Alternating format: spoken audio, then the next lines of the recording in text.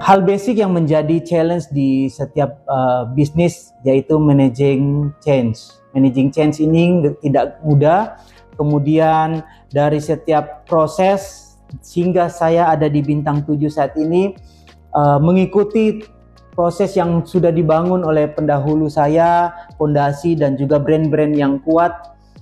Itu hal yang tidak mudah, mempertahankan beberapa brand sudah menjadi market leader, dan juga kemudian bagaimana next dari existing portfolio yang kuat ini kita bisa build brand-brand yang tetap strong, termasuk juga extended ke portfolio brand, apakah itu new product ataupun kemudian brand extension atau line extension yang juga bisa membuat sustain di bisnis Bintang 7. Mungkin yang menarik adalah bagaimana kita selalu bisa agile dan adapt. Ini yang menjadi poin saya dan tim marketing di Bintang 7, bahwa brand kita itu harus dibayangkan sebagai sosok persona orang yang hidup. Dari dia baby, kemudian kita besarkan menjadi anak remaja, pemuda, dan juga kalau saat dewasa dia secara persona mau jadi apa. Dan itu menjadi PR bagaimana persona brand kita ini relate dengan target masing-masing dari brand yang ada. Dan proses ini tidak mudah karena kita tahu sama-sama managing change tadi bahwa consumer berbeda, dinamis, market, kompetitor terus juga improve, bagaimana kita selalu set the bar di atas kompetitor, termasuk juga follow the trend dari consumer. Di Bintang 7 kita sudah memiliki beberapa portofolio brand yang boleh dikatakan legend saat ini. Seperti Extra Joss yang di-launching tahun 1994, saat ini sudah memasuki usia 31 tahun. Ini pun sudah jadi market leader, dan kita harus terus manage bagaimana Extra Joss bisa agile dan adapt di tengah perubahan masa, perubahan konsumen, yang kemudian bisa relate dengan setiap perubahan tersebut. Ada juga brand kami, Comix, juga bagian dari brand legend di kategori obat batuk, dan ini adalah produk yang juga jadi market leader di kategori ini.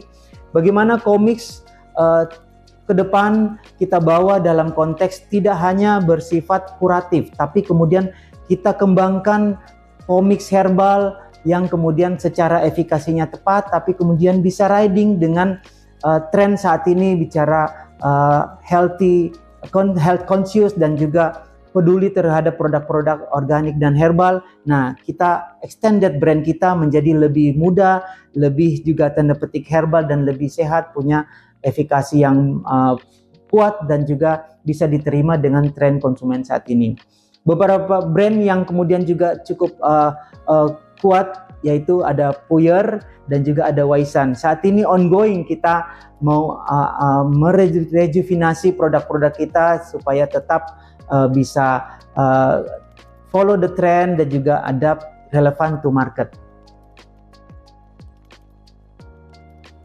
Caranya tidak lain adalah kita harus ke lapangan, terjun ke market, know and understanding siapa konsumer kita, siapa kompetitor kita, bagaimana arah market dan tren saat ini mengarah kemana. Itu menjadi penting, dan untuk itu di Bintang 7 kita juga punya divisi Consumer Insight yang terus bersama dengan tim marketing untuk mengeksplorasi, termasuk dengan teman-teman di tim sales, semua area untuk membaca market, bagaimana kemudian bisa mengenal tren dan juga riding pada tren tersebut. Termasuk juga ada insight-insight untuk diimprove dari setiap proses ataupun setiap pengembangan produk, itu selalu kita baca dengan mengadakan riset, baik itu secara kuantitatif ataupun kualitatif. Itu sangat penting sehingga kita bisa relevan dengan market dan juga bisa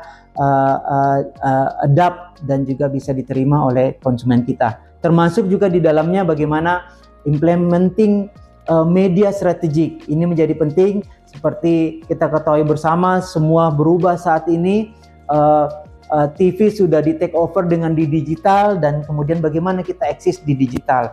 Tidak hanya eksis, tapi kemudian bagaimana kita tap in, karena digital bisa 2-3 hari berubah tren, kemudian berubah secara eksekusi. Saat ini juga AI sudah masuk dan juga gamification menjadi tren. Kita harus tap in di situ. Saya dan tim selalu mengajak untuk kita harus hidup di dalamnya, living what consumer menjalani atau gaya hidup konsumen seperti apa, media habitnya seperti apa. Kita juga harus hidup di situ sehingga kita bisa tap in, bahkan kita bisa hijack the trendjacking. Jadi kemudian kita bisa langsung selalu ada di FYP ataupun di first position dari consumer media habit.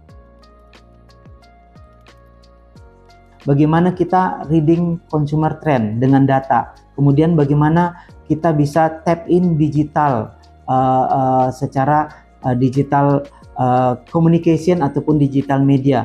Terus kemudian yang ketiga terkait dengan bagaimana kita bisa creating storytelling yang relevan dengan target market kita. Dan ini yang menjadi tren ke depan, masih dalam konteks 1-2 tahun ke depan. Kita harus juga siap dengan perubahan-perubahan lagi, karena saat ini di depan mata tidak hanya Gen Z tapi Gen Alpha sudah ada, kemudian ada Gen Beta lagi. Ini ke depan akan selalu kita harus bisa mengenal mereka dan juga tap in dengan style mereka. Jadi tentunya teknologi marketing sejalan dengan teknologi informasi, juga bagaimana konsumen berubah di dalam setiap masa.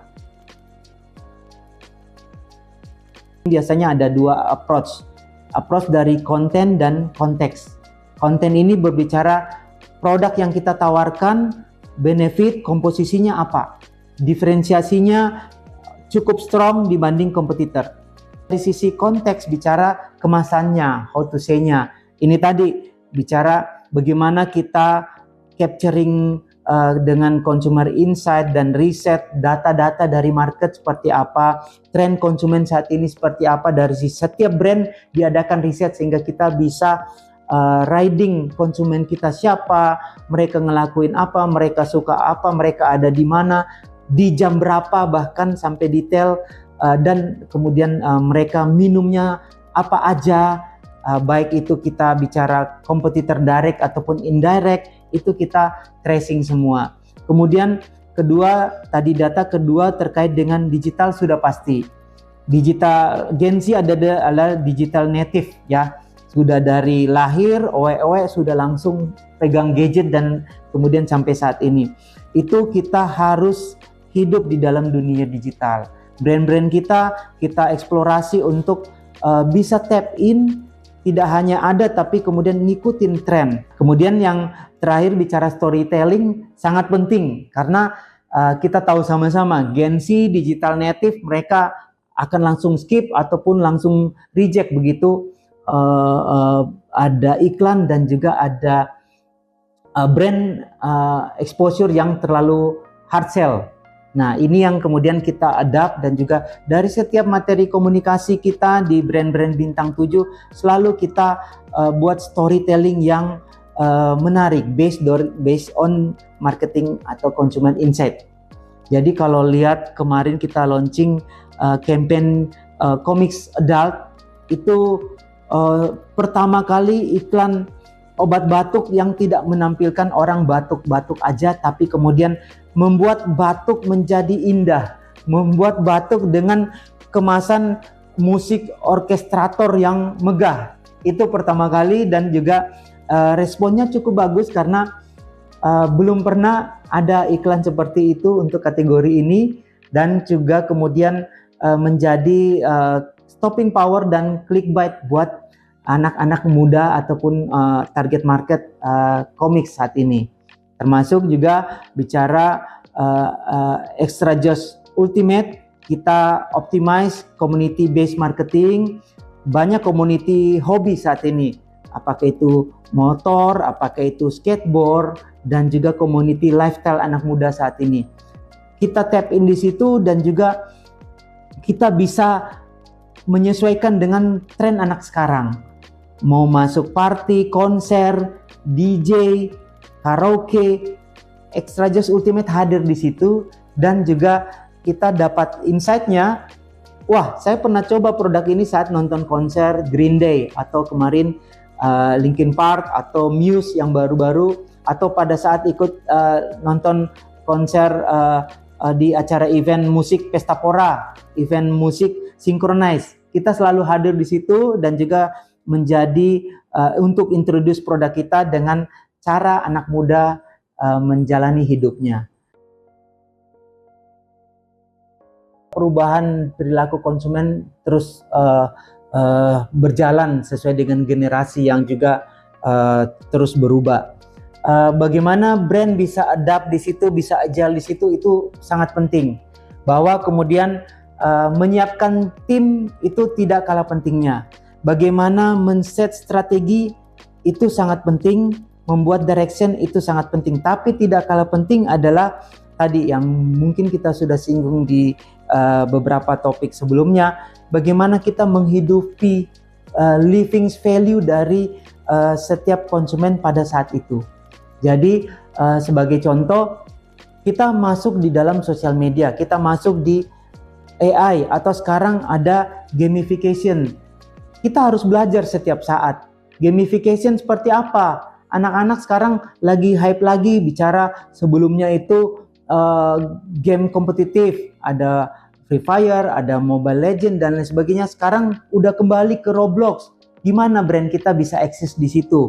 Tidak hanya kelihatan, tapi kemudian kamu bisa membawa brand kamu berinteraksi dengan apa yang dilakukan di dalam target market kita, berinteraksi juga dengan games mereka.